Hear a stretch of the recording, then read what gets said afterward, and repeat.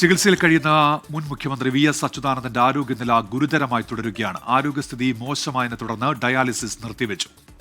രക്തസമ്മർദ്ദവും വൃക്കകളുടെ പ്രവർത്തനവും സാധാരണ നിലയിലാക്കാൻ ചികിത്സ തുടരുന്നു. ഇന്ന് വീണ്ടും മെഡിക്കൽ സംഘം യോഗം ചേരുന്നുണ്ട്. വിവരങ്ങളുമായി റിനു ശ്രീധർ ചേരുന്നുണ്ട് ഇപ്പോൾ തിരുവനന്തപുരത്ത് നിന്ന്. റിനു, പുതിയ മെഡിക്കൽ ബുള്ളറ്റിൻ അത് സാധാരണ ഉച്ചയ്ക്കാണ് വരുന്നത്. ഈ മെഡിക്കൽ ബോർഡ് യോഗം അതിനു മുൻപ് ഉണ്ടാകുമോ? എന്തൊക്കെയാണ് വിവരങ്ങൾ, റിനു? ഉന്മേഷ, ഹൃദയാഘാതത്തെ തുടർന്ന് തിരുവനന്തപുരത്തെ പട്ടം SUT സ്വകാര്യ ആശുപത്രിയിൽ ചികിത്സയിൽ കഴിയുന്ന വി എസ് അച്യുതാനന്ദന്റെ നില ഗുരുതരം എന്ന് തന്നെയാണ്. നിലയിൽ വലിയ മാറ്റങ്ങളൊന്നും അല്ലെങ്കിൽ പുരോഗതികളൊന്നും ഇല്ല എന്നുള്ളതാണ് നമുക്ക് ആശുപത്രി അധികൃതരിൽ നിന്നും അദ്ദേഹത്തിൻ്റെ അടുത്ത വൃത്തങ്ങളിൽ നിന്നും നമുക്ക് മനസ്സിലാക്കാൻ വേണ്ടി കഴിയുന്നത്.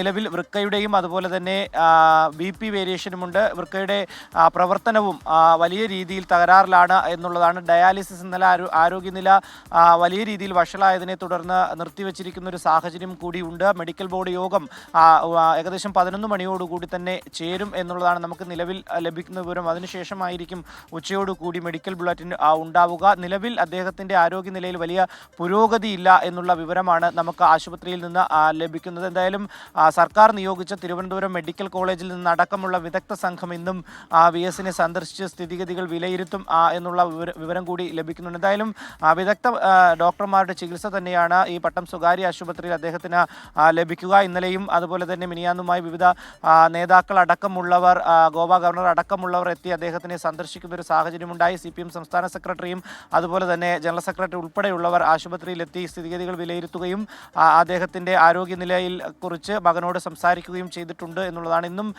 നേതാക്കൾ അടക്കമുള്ളവർ അദ്ദേഹത്തിനെ കാണാൻ എത്തും എന്നുള്ള ഒരു വിവരമാണ് ലഭിക്കുന്നത്. എന്തായാലും പട്ടത്തെ സ്വകാര്യ ആശുപത്രിയിൽ ഇപ്പോഴും ചികിത്സയിലാണ്. കഴിഞ്ഞ തിങ്കളാഴ്ചയാണ് അദ്ദേഹത്തെ ഈ ആശുപത്രിയിലേക്ക് ഹൃദയാഘാതത്തെ തുടർന്ന് എത്തിച്ചത് എന്നുള്ളതാണ്. എന്തായാലും ചികിത്സ നടക്കുന്നുണ്ട്. മരുന്നിൽ വലിയ രീതിയിലുള്ള ഒരു പ്രതികരണം ഉണ്ട് എന്നുള്ളതാണ്. അതുകൊണ്ട് തന്നെ ഈ വെന്റിലേറ്ററിൽ തുടരുക എന്നുള്ള ഒരു സാഹചര്യമാണ് മെഡിക്കൽ ബോർഡും മുന്നോട്ട് വെച്ചിരിക്കുന്നത്. എന്തായാലും നിലവിൽ ചികിത്സ തുടരുകയാണ്. അദ്ദേഹത്തെ ജീവിതത്തിലേക്ക് തിരികെ എത്തിക്കുവാനുള്ള ഒരു അശ്രാന്ത പരിശ്രമത്തിലാണ് ആരോഗ്യ വിദഗ്ധർ അടങ്ങുന്ന സംഘം. ഉന്മേഷ്. ശരി, റിനു ശ്രീധർ തിരുവനന്തപുരത്ത് നിന്ന് വിവരങ്ങൾ നൽകുകയായിരുന്നു.